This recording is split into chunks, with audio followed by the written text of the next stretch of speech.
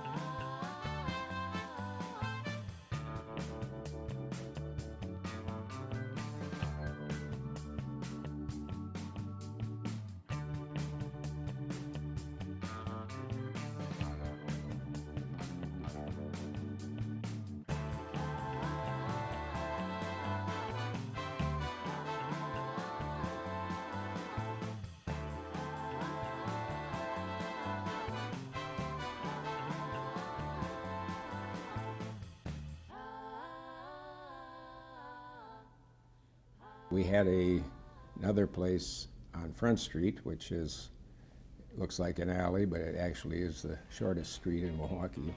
It cost very little to do. We went in and put some money in, set it up. We called it the Whiskey A Go-Go. So many people came through that it was overwhelming. I mean, big names, people that came through. We kept expanding it. And then all of a sudden the James Bond thing hit. It's sort of the times when Bond was very, very popular. Everybody was into it. The one that had the most effect on me was From Russia with Love. It was a while before I saw Dr. No, but the others and Goldfinger and all that came out.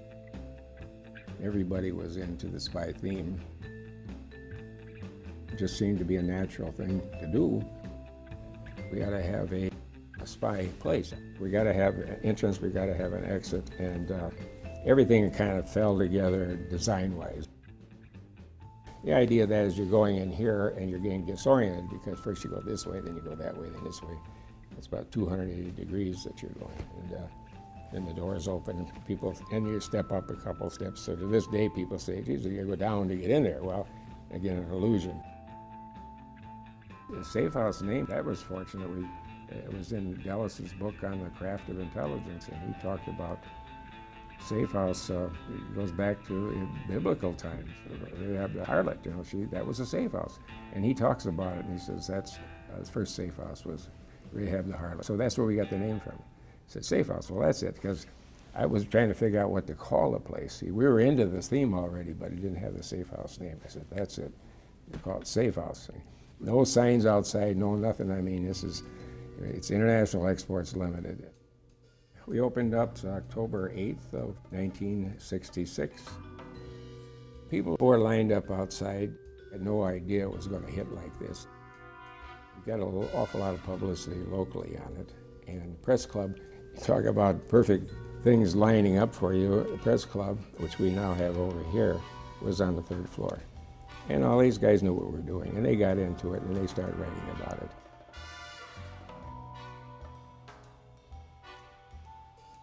The intrigue of this and the mystery, and we have to play that game. Like control is our boss. I mean, you own the place. No, I don't. I'm just station chief. Oh, which has gotten me out of a lot of jams too. I mean, I want to hear what they have to say, not be talking about I'm a customer when I come in here. And where's Control? Well, he's in Hong Kong, but he wants to know if you're having a good time, you know, if you want another drink. And the waitress, somebody's going out the door, they're like, oh, Control says you can't do that. He saw you doing it.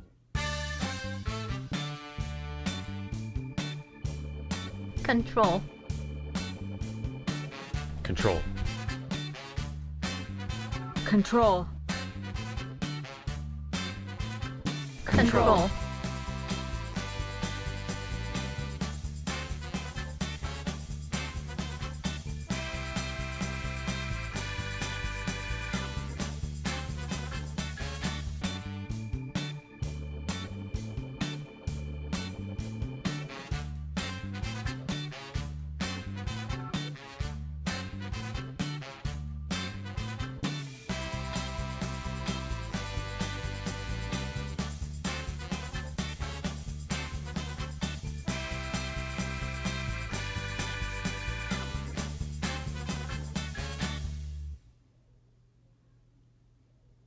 You'll see a Control symbol around here.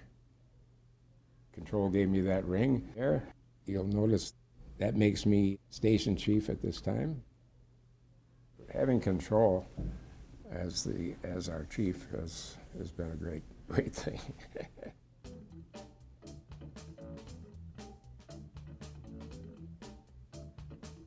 The idea was that you're going into an old office, and it's International Exports, obviously. And I picked that name because Bonds was Universal Imports. Turn it around, make it International Exports. Well, it's an old company, so it's got to be an 1800, so it's 1866, you know, just arbitrarily took that.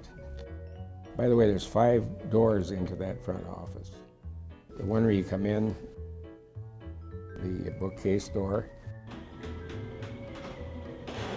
the one that goes in where the DJ plays, and there's one straight ahead, and then there's another one over here that very few people know about on the side where in the tunnel when you go through. And the idea was if something goes wrong with that door, we got to be able to get people in, and so I had to put that door in. You're going into an old office, and it's International Exports. Obviously it's old because it's 1866. And when you get in, there's a switchboard, and she's supposed to say, which we sometimes have a hard time getting the girls to say, you know, can I help you? It's a business. It's not. You would have them say, welcome to Safe House. They're not supposed to mention that. Nowhere outside is the Safe House name. Anyway. It's not supposed to be out there. It's International Exports Limited. Has it always been the same place? Yeah, it has, and it's strange because people still don't know it, and we never changed it, and it's a kind of unwritten agreement among Milwaukeeans you will not tell that password. And then the police, and the police are saying, Baldwin, I want 10%. He said, I'm always taking people down, driving squad cars. Say, follow me and I'll show you where that place is, you know, people from out of town.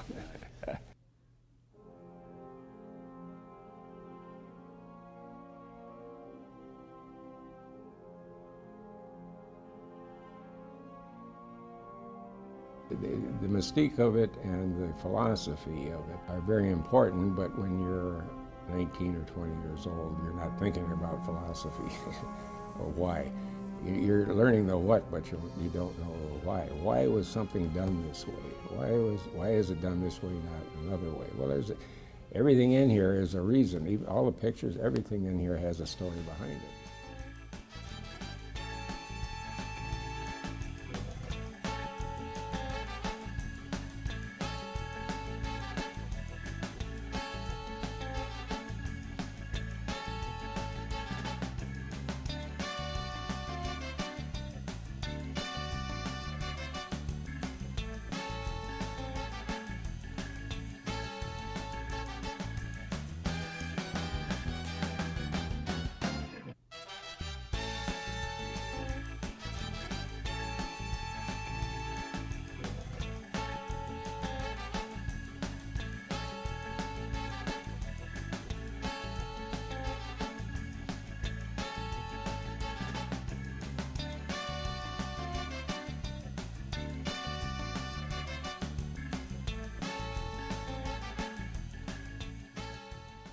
people come here to be entertained and they don't necessarily want to have a history lesson, but this is a museum now. I mean, especially with the press club that we host. We got them in here. They didn't have a place to go, so I talked to them. I said, look, we'll build that for you, but we want your plaques. We got 200 famous autographs going back to 1898 or something, and we'll design it. So I designed that to look like an old saloon press club, which is what they were in originally.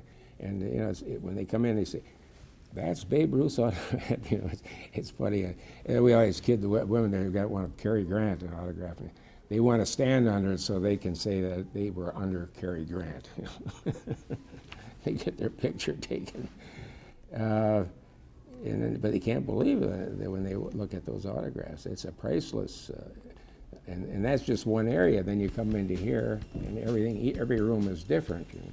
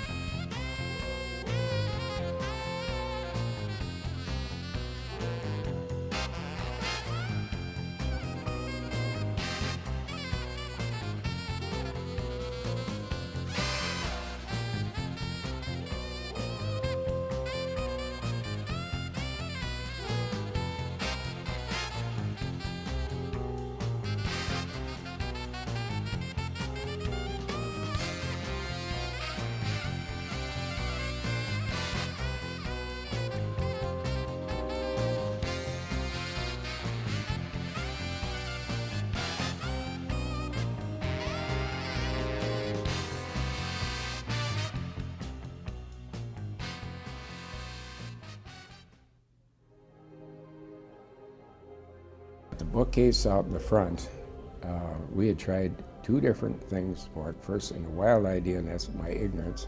And nobody stopped me. Said, well, we're going to have it going up. Originally, it went up, but if you look closely, you'll see it's hinged. Because they said, okay, if it's going to hinge, and you got to turn. Well, the book's going to fall out. I said, well, drill a hole through the books, put a pipe through it, and hold them in there. See? I didn't have to do that. I could just use covers or something and foam or something and done it easier. I'm thinking. And we got a garage door opener. So I got to stand outside and I could flick that thing to go up and down. You know, it's a lot of fun. Problem was we had so many people coming in up and down, it got overheated and didn't work. Well, what are we going to do? Well, let's get an air compressor. So we put an air compressor downstairs and we had them put rods on the side. So when you push the button, the air compressor, boom, boy, I shot that thing up because you know, it's like a garage door going open. And zoom, and then it would come back down. Well, when the valves got worn a little bit, that thing would come down, and I remember standing at the end of the bar over here, and when it come down, I could feel it. We got to get supermarket door. I went over to this one loan officer, and I said, you know, I've got to have $2,600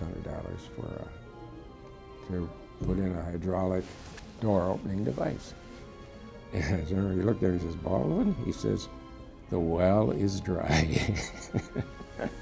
The well was dry, I remember that. And so he said, but I'll tell you what I'll do. He says, personally, you're okay, your corporation's got problems. I'll open up one of these PRA accounts, which is personal reserve, $3,000 in there if you overdraft.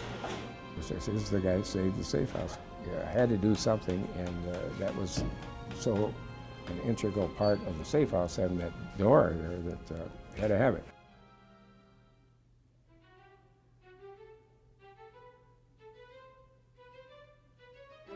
In the book, that The Craft of Intelligence, that we got the name Safe House from, there's this map.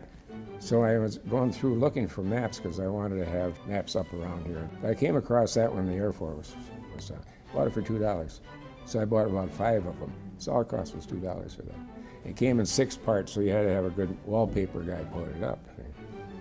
6 sections. Very few people have seen a map that's Arctic view looking down.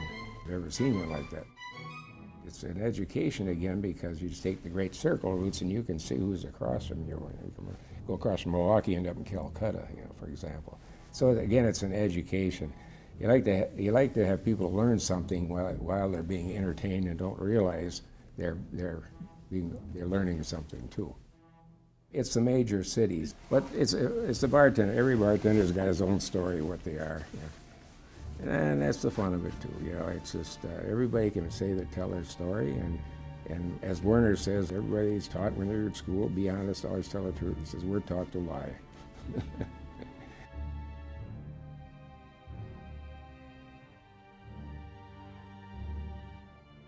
The Hail of the Chief chair, that was another one that never would have happened if I didn't know the people over at City Hall and tell me how to do it. So he said, don't call it an elevator, you're going to have elevator inspectors over here all the time. It's amusement device, so that's what I put down, amusement device.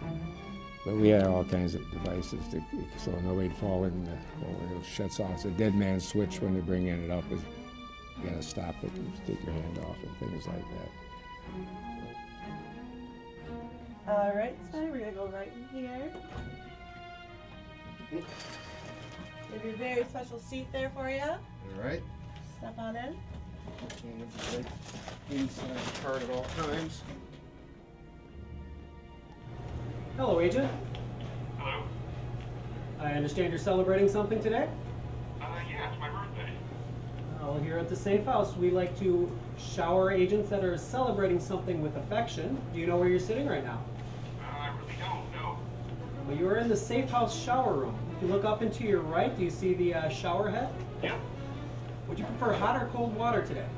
Hot. Hot water it is, okay. Okay, so unfortunately, I'm actually out of hot water. All I have left in there is shaving cream. Well, will that be okay for you? Sure. All right then. Hold on tight.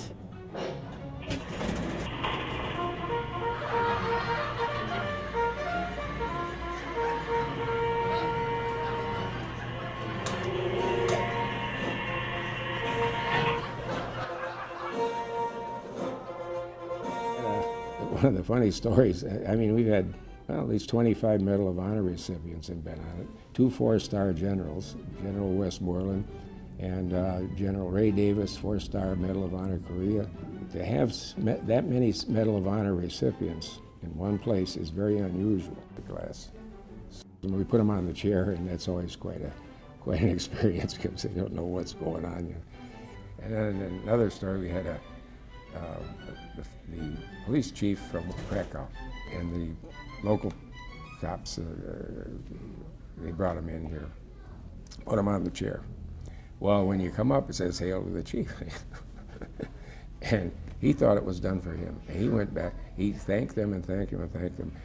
God even had a movie made for me, he's the chief of force. And he always thought, boy, he probably went back to, everybody knows about the Safe House in Milwaukee where they made a movie about him, and brought him up.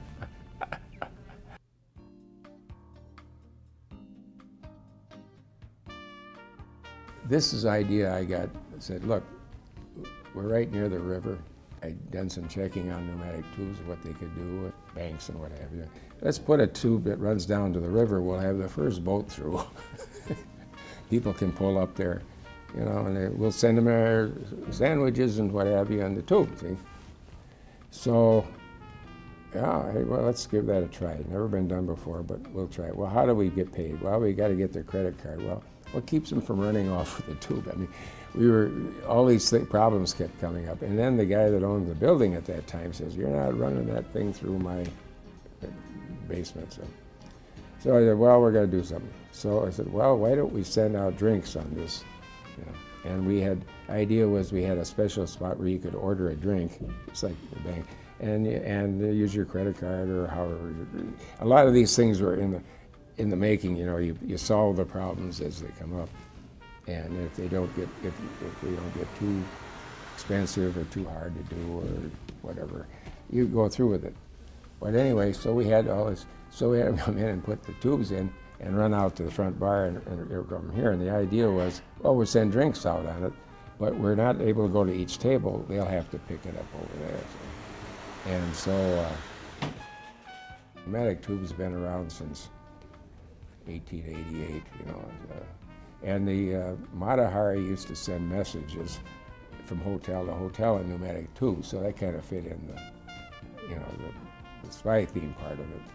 And of course, Shaken Not Stirred, you know. And then they said, well, we got to design a glass for it, so the Spytini idea hit me, and you know, it's backwards. You look at it, and you don't realize that when you see it this way, it's backwards, and then you look in the front, down top, you can see it. That's been a big attraction. People like to have that glass.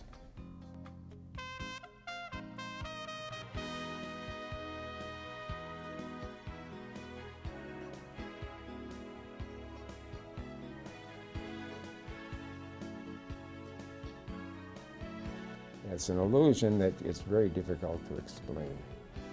You know, I try to explain it to people, and they shake their heads, and I said, I don't really know. It's something you're going to know when you see, finally hits you how it works, but I can't explain this thing. Very few people have ever been able to figure it out. I designed it, but I can't tell you in a few words. I can just show you.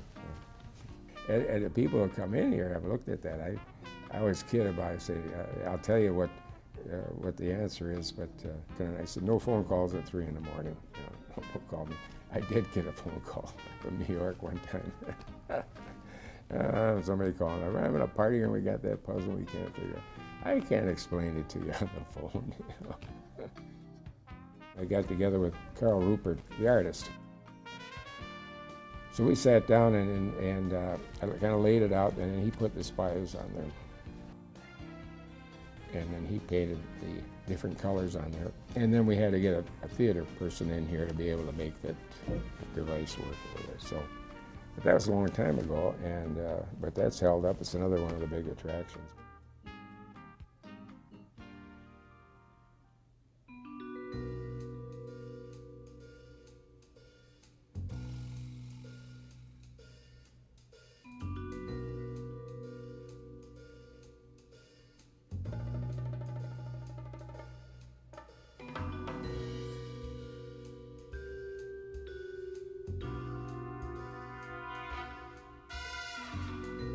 That came from Russia with Love.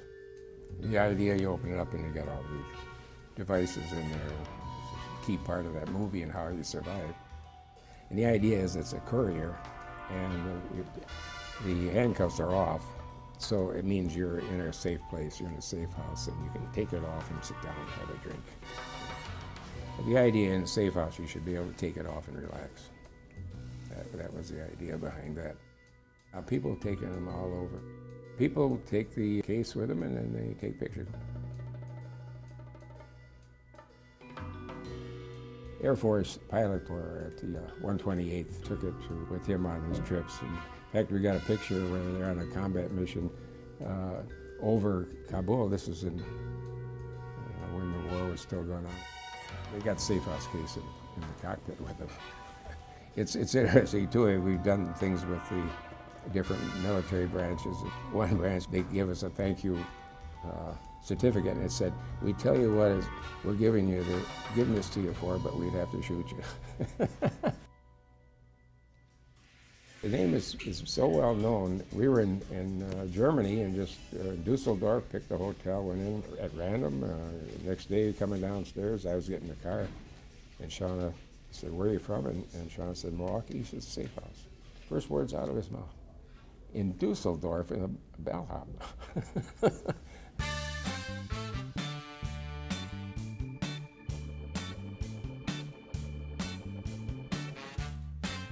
Because of the safe house, I've met so many people through the years that I wish I'd taken more care. You don't think of it at the time, but I've written down who was there and when, and the conversations.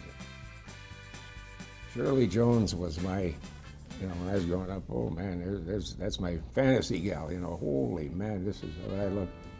And there I am dancing with her here. She spent 2 hours here one night when she was in doing a play with her husband, Cassidy, and She came in with somebody else, and then a dancer. I used to be a dance instructor, so I said, hey, come on, let's go out and dance.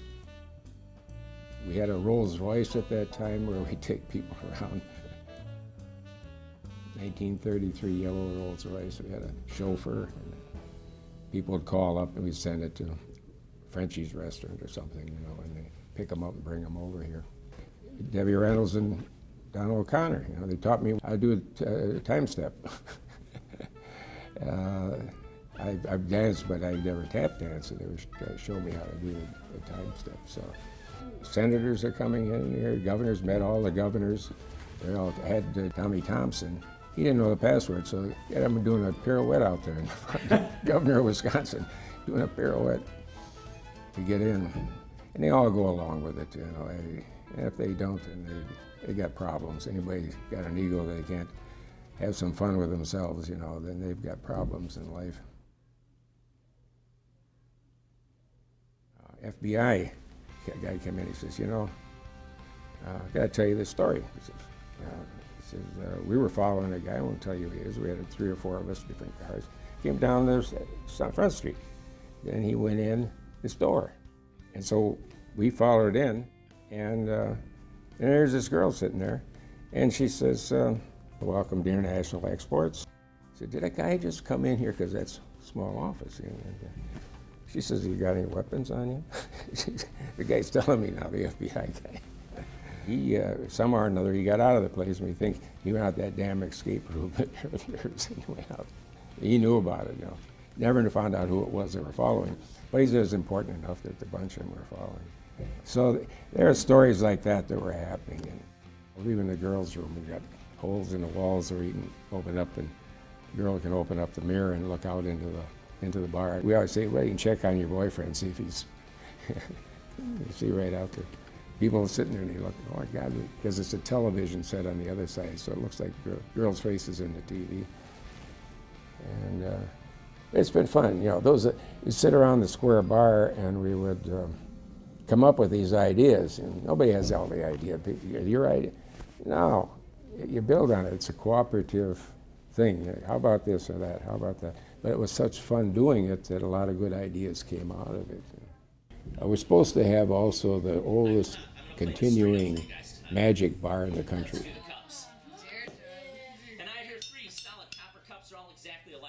One of the bartenders, Chris, I think, told me that. It's been continuing ongoing, so I know that the Magic Club in LA was here before, because that's where I got the idea for the sinking bar stool from, was from the club out there. But that's a club, but he says an open bar, he said, open to the public like this. He says probably the oldest in the country. So that's another tradition.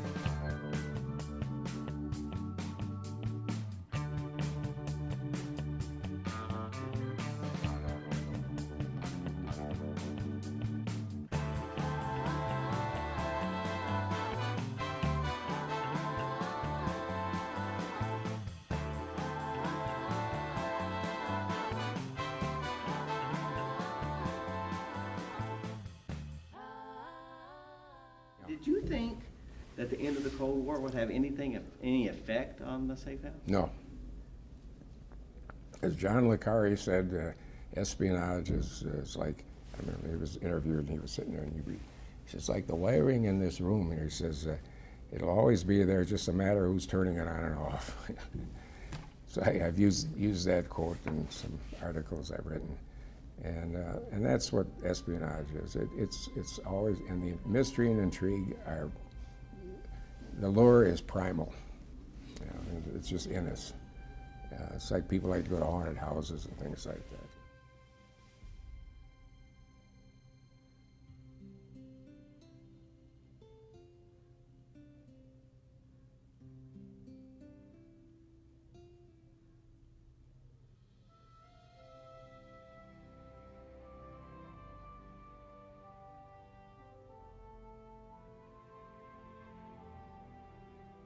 James Bond is Hollywood, and this is for real. This obviously right here, this cell door. Werner spent 4 months in this, being tortured, and in this prison here.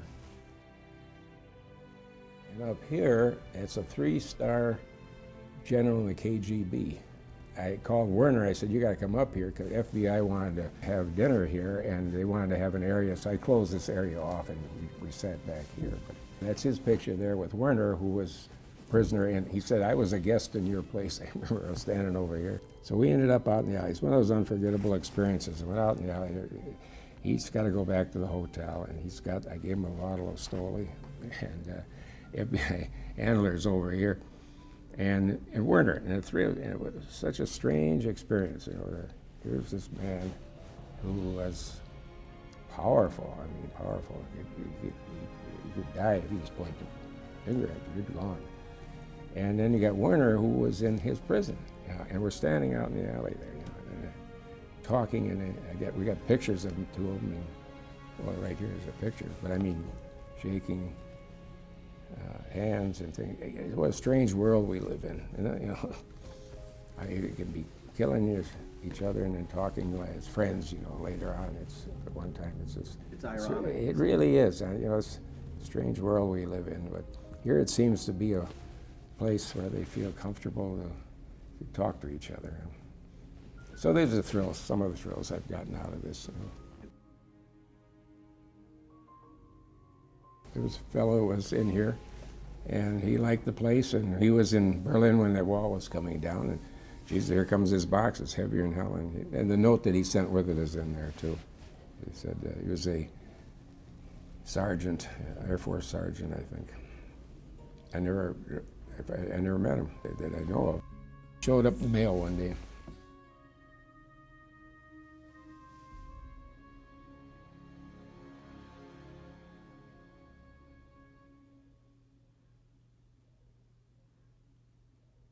Veterans Day, they have the parade, and then the families always come in. I set up a buffet for them, and we have an unveiling because every year we have to add names and pictures, and so 5 more we're adding this year.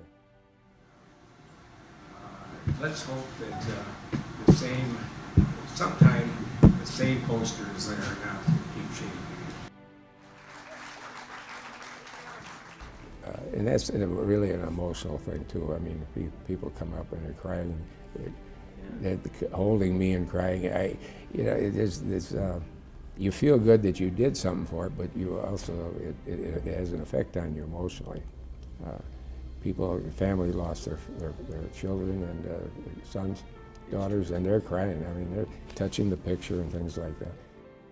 But every year we have to change it because there's more. See?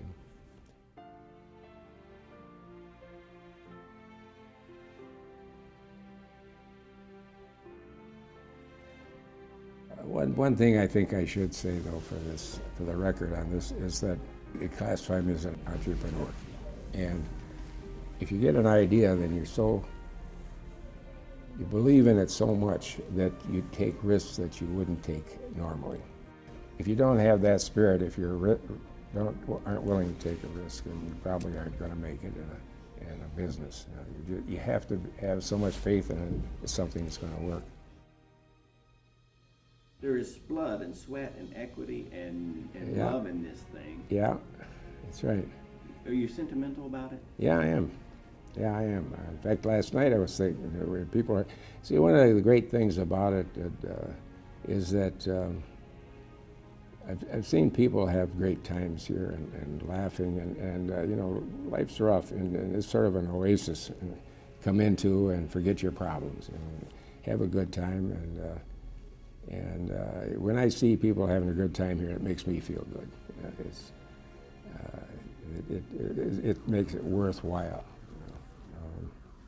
They're forgetting their problems for a while, and they're having a good time. They're having some laughs, and before they go back out into the real world again. This is an illusion, and so we try to make sure everybody has a good time. And I always said when I started hiring the daughters of the waitresses that worked here has time to retire, and I think it's going to be granddaughters pretty soon.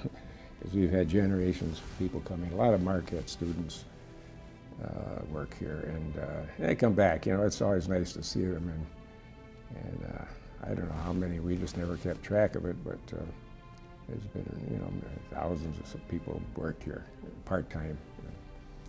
And I say, I like to think most of them had it was a learning experience more than just a job. But as Al McGuire used to say, nobody should be able to graduate from college unless they had a year as a cab driver and a year as a bartender or a waitress. And, you got to get out and meet the people. So I like to think that it helped them along the way of meeting people in life, and that they learned something here. Because this is a museum, and of course, I think of myself at that age. The heck, I was more interested in girls than I was in history. But as you get a little older and you realize how little you really know, and the older I get, the more ignorant I get. There's a lot of should be passed on to the next generation. Joseph Campbell said, "Follow your bliss." This was something that, as they say, the DNA lined up where I had some skills and this was able to see things, and I was able to put things together. It's like a big puzzle. Because the people around here, you can't expect them to know all this. It's a comforting feeling here to see the familiar, and especially after years, people come back, like yourself, and see it the same. It is a comforting feeling. It's still there. And my home away from home, I always say this: it's not the safe house. It's your safe house in Milwaukee. See? This is your place. You're one of Control's agents, and you're on a mission, and you need a little R&R. And so you come in and rest up a little bit before you go on with your mission. That's our theme.